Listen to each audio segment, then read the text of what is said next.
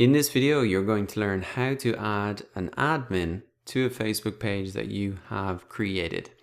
So to do that, you want to come up to settings in the top right hand corner, and then you want to come down into page roles in the left hand sidebar, and it's in here that you can really assign a new page role. And this is very simple to do. You just pop in their email and then you select the different type of page role, and you can do this to add colleagues to your Facebook page to share the workload with them of managing the page.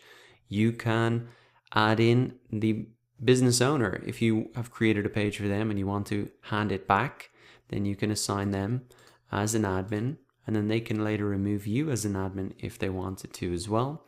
And you can also add in freelancers if they're going to help you run ads or respond to your comments, or even just straight up to advertise on your Facebook page. So there are 6 different options, and you can select them here. And you can even get a short description once you select an option underneath about what it does. So it's quite clear on what the different options are. But if you do want to see them side by side, you'll see there's a little learn more section here at the top, which will bring you to the Facebook Help Center. And then you can see a side-by-side comparison here of the 6 options and exactly what they allow you to do. Now, for the most part, an admin, if you were handing a page back to a business owner, you just make them an admin, then they could remove you as an admin.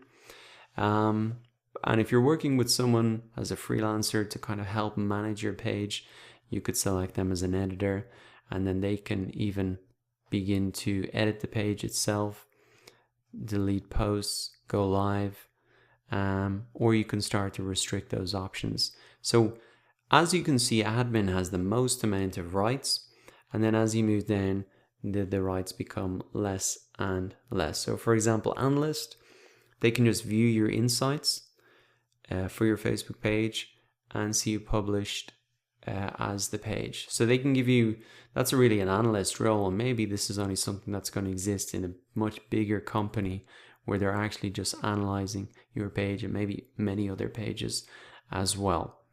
So it's incredibly simple to add these page roles in, but it is important to know how to do it, because you can really share that workload as soon as possible and get a number of different people working on your Facebook page, so you can really grow it much faster.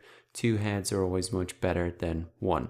So come into your settings section under page roles and add in any colleagues or freelancers that you may need to add in order to help you out.